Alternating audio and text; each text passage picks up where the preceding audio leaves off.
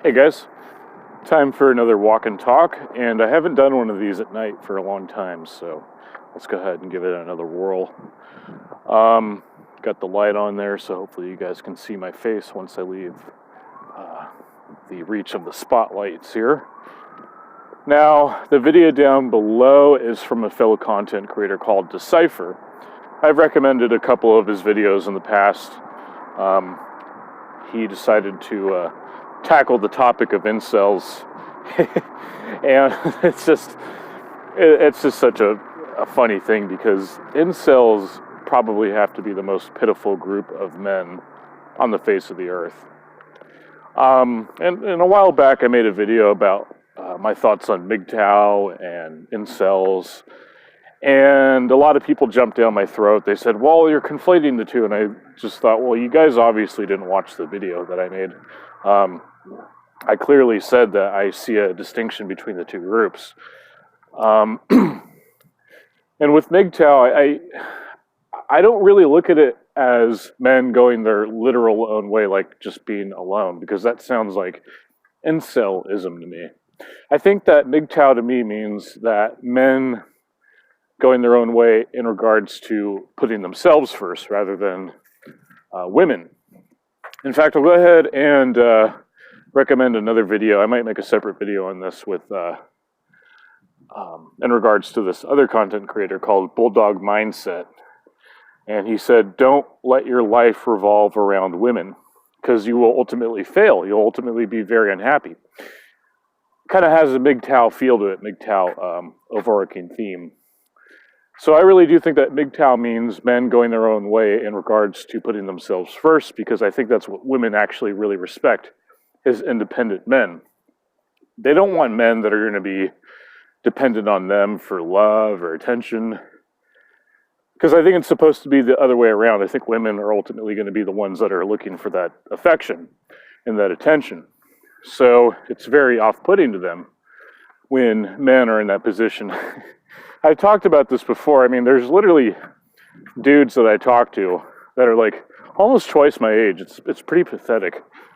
But they're like saying, oh, I went to this meeting today, and this girl I really like, she didn't talk to me this time. She was with her friends.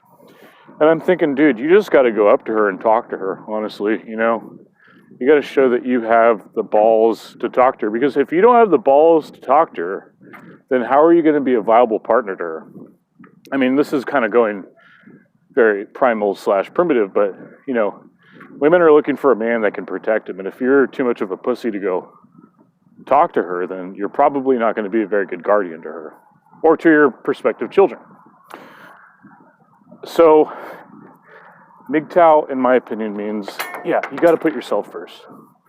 And you got to take care of yourself before you can take care of others. If you were to take MGTOW and take it in the literal sense, then that would probably be incels. Men going their own way. Men never interacting with other women, which leads to isolation, which leads to lack of confidence, probably lack of fitness, nutrition. It's a slippery slope. You've pretty much lose the motivation to be honest. That kind of goes with confidence. If you lose confidence in yourself, you're probably not going to be honest with other people. They just seem to kind of really go hand in hand. I think that incels are very pathetic people. And you see these comments all the time. It's just so embarrassing. You literally are saying to yourself, man, grow a sack, grow a spine, because what you're saying right now is just making you look like such a weak person. In the video down below, there's this guy who's saying in the comment section, it's probably who the video is about, but he's saying, oh, way to kick men when they're down, what's wrong with you? It's like, dude, if you can't take somebody trying to give you a wake-up call regarding your own bullshit, then you got a real problem. And all we can do is offer you some unsolicited advice. And if you can't take that, then you deserve to be alone. You honestly deserve to be alone. And that's a very sad thing, but then again, if you think about it from a natural selection standpoint, you probably wouldn't make a viable partner because you're a pussy, because you're a liar, you have no confidence, you have no honesty, and I don't know, maybe sometimes the catalyst is you don't think that you're a very good-looking guy. Well, let me tell you something. I know plenty of guys that aren't very good-looking that have women because they're honest and they're confident. So get over yourselves, honestly. And it's never really too late to put yourselves out there. I think if you just wallow in your own self-pity, you're going to be a very unhappy person. And maybe you want to be unhappy. Maybe that's your whole thing. But if not, if you really think that there's hope for you in the future, then, as one of my favorite content creators says, pull your head out, grow up, and think a little bit, honestly, because you have a lot to look forward to when you just put yourself out there. Now, I've talked about my experiences, and I talked about how I got rejected by this girl I like. And that's fine, but you know what I'm going to do? I'm going to ask out another girl. And I'm not going to expect anything, you know? Sure, I'm afraid of getting rejected, but I'm not going to let that override my desire to at least put myself out there. Because I feel that the more you get rejected, the more you get used to it. And then the more you think, well, it's not that bad. I mean, it just probably wasn't meant to be. And it might turn out that the girl that you liked turns out to be kind of a scumbag. Like a ditz. Or a total bitch. I mean, this shit happens. You know, once you get to know people, you just, you sometimes figure out things about them that you don't like. And, maybe you kind of regret talking to this person. But anyways, you just got to put yourself out there. And you can't be afraid to be rejected.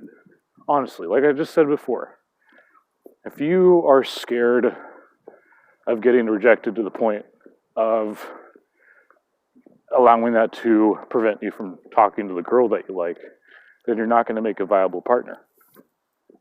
Like I said, if you're afraid of that, then you're probably going to be afraid of protecting your prospective wife and kids from any type of danger.